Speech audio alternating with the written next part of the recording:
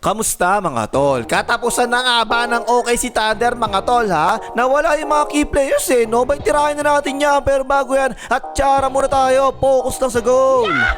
Okay game, eto ang buong roster ng OKC Thunder ngayong season. Unahin muna natin sa point guard ha. Eto yung hindi ako sure talaga mga tol Sino ba ang magiging starting point guard ng OKC Thunder ngayong season? Dati kasi si Nana, diba? Pero tingin ko this season na mangyayari, magiging si Cason Wallace na yan. 6'3", 22 years old, at ang dating 10th overall pick ng 2023 draft. Last season off the bench to naglalaro, diba? Kasabay sila palagi ni Cargo at pumapasok At mabad pa rin to kahit na off the bench to. Almost 27 minutes per game off the bench ha. 8.6 points, 3.1 rebounds, 2.6 assists, 1.9 steals, 43.2% sa field goals at 35.1% sa 3 points. Kung titignan mo, para mababa yung stats no? Kahit na 27 minutes naglalaro Pero actually, sobrang laki talaga ng ambag niya sa OKC Isa sa pinakamalakas na perimeter defender sa NBA. Napaka-solid talaga, lalo na sa steals Pangatlo siya sa buong NBA with 1.9 steals per game. Tapos 3-point shooter pa, 35%, solid na yan. Para nagiging 3&D na point guard na to para sa OKC Nag-fit talaga siya kasabay palagi ni Nana sa loob kasi si Nana ball dominant yun, diba? At tingin ko ngayong season, same pa rin naman niya magiging role niya sa OKC. Pati stats siguro niya hindi magbabago Right now, nasa last year na siya na rookie contract niya. Tapos sa backup point guard naman, malamang si Edwin McCain, 6'3 din, 22 years old din, at ang dating 16th overall pick noong nakaraang 2024 draft. Last season, ang average nito 8.3 points, 2 rebounds, 1.3 assists, 42.5% sa field goals at 38.5% sa 3 points. Nice! Very similar talaga sa stats si Cason Wallace, diba? Except na lang sa mga steals. Kasi ito, scorer talaga to mga tol Nakakuha siya ng OKC sa trade last year, kapalit ng isang first round pick at 3 second round picks. At ito talagang nasa rotation na siya ng OKC kasi naman napakaganda ba naman ang laro ng playoffs no? Laban sa Lakers sa game 1, 4 out of 5 sa 3 points. Sa game 2, 4 out of 5 sa 3 points. At sa game 4, 3 out of 8 sa 3 points. Ayun, na-Taylor Swift tuloy sina Lolo Bron. Laban sa Spurs, gumawa rin to mga tol ha. 24 points nung game 3 at 20 points nung game 5. Scorer kasi talaga to mga tol. Magaling na outside shooter 2 Pero ayun, hanggang scorer lang talaga kasi mahina naman siya dumipensa. Pero kasi ang OKC, palagi may mga scorers talaga yan off the bench Kaya for sure ngayong season malamang magiging more than 20 minutes per game na lalaruin yan. Tapos sa starting shooting guard naman, syempre, walang iba kundi si Nana Shai Gilgeous-Alexander. 2 straight na taon ng MVP to kahit mas maganda yung stats ni Joker. Siya rin yung scoring champion ng 2024 hanggang 2025 season at siya rin ang finals MVP nung season na yon. Average niya last season, 31.1 points, 4.3 rebounds, 6.6 assists, 1.4 steals, 0.8 blocks, 55.3% sa field goals at 38.6% sa 3 points. Nice! Tapos, sharp na free throw attempts per game. Nana At 4 straight years na more than 30 points per game ang average ito at more than 50% sa field goals. Nice! Magaling naman talaga mga tol no? Marami lang talaga naaasar kasi nga sobrang flapper na walang yan to Sobrang shooter sa mid-range. Gumaling na din sa 3 points. Magaling pa mag-finish sa loob. Anak pa ng referee tsaka yung mga uncle niya ibang referee. Talaga napakahirap pigilan niya sa opensa kapag ganyan, diba? Magaling pa yung dumipensa. Deserving naman talaga maging MVP May mas deserving lang talagang iba. This year for sure, magiging MVP contender na naman to at more than 30 points per game na naman ang gagawin yan. Pero tingin ko, siguro mababa ng konti yung free throw attempts ito no? Kasi lately, hindi na pinipituan yung mga ginagawa niyang flops Right now, nasa first year pa lang siya ng 4-year contract niya na worth $272 million. Balato naman, tol! Tapos sa backup shooting guard naman, etong si AJ Mitchell, 6'4", 24 years old pa lang at dating 38 overall pick noong nakaraang 2024 draft. Second round pick to mga tol pero binigay kagad sa kanya ng OKC 3 years, $8.7 million.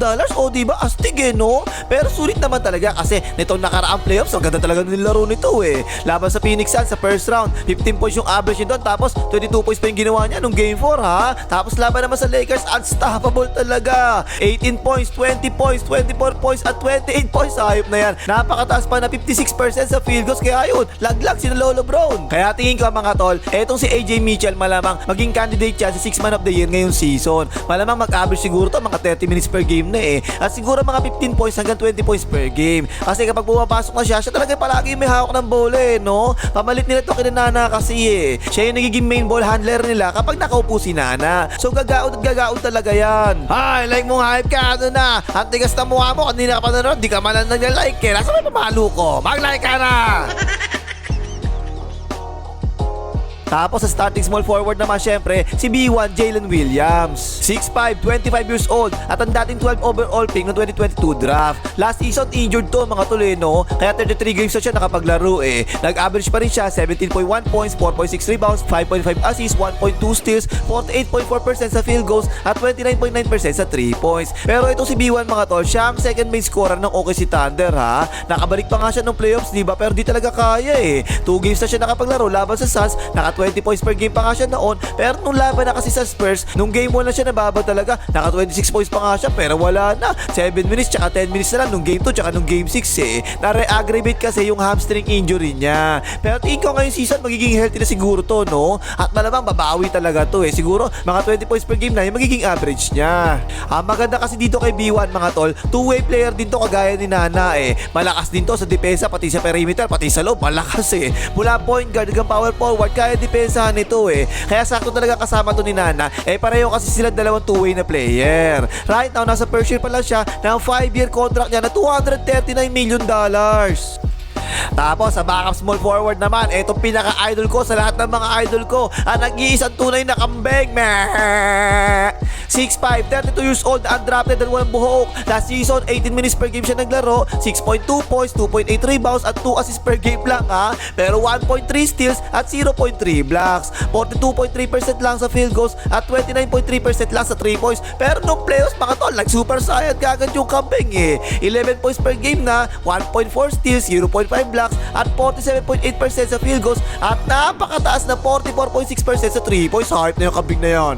Babad na babad talaga to nung playoffs nagasik ng lagi mang kambing no? Isipin nyo ba naman laban sa Spurs, pinambantay pa nga to ng OKC kayong bayaman diba? At nung game 1 tumira pa nga to 8 out of 14 sa 3 points, naka 31 points pa nga tong kambing na to Pati nung game 2 tsaka game 3, 3 out of 4 sa 3 points at 3 out of 5 naman sa 3 points. Sa game 5 naman 4 out of 8 sa 3 points, 22 points. Kasi siya yung binabantayan palagi ng Wembayaman diba? Ayun, pinaulan tuloy ng kambing ng 3 points Wembayaman. Sulit na sulit talaga ang bawat 5 duling na binabayad ng OKC dito kay kambing. Magaling dumipesa, masipag, matalino pa, 3-point shooter pa, panot pa. Talaga sobrang galing to si Karagut no? Mas magaling pa nga to kay Nana tsaka kay Lolo Bron Right now, nasa second year na siya ng 4-year contract niya na worth $81 million. Tapos sa starting power forward naman syempre si Palitong Chet, 7'1", 24 years old, 208 pounds at ang dating second overall pick noong 2022 draft. Last season nag-average si Palitong Chet 17.1 points, 8.9 rebounds, 1.7 assists, 1.9 blocks, 55.7% sa field goals at 36.2% sa 3 points. At sa bulatin na lang hindi pa pumipirma. Isang elite na head defender at floor spacer. Malakas naman talaga si Palitong Chet mga tuleno. Kaso lang kapag si Wembayaman ang kalaban, tumitiklop tong hayop na to, takot tumira Ayun, talo tuloy ang OKC sa Spurs sa playoffs. Tingin ko mga tol skilled naman talaga si Palitong Chet diba? Pero di naman star player material Tapos binigyan pa nga siya ng OKC 5-year rookie max contract extension worth $239 million. Ang laki, overpaid Sabi nga ng iba, 17 points, 9 rebounds, 2 blocks tapos max contract na.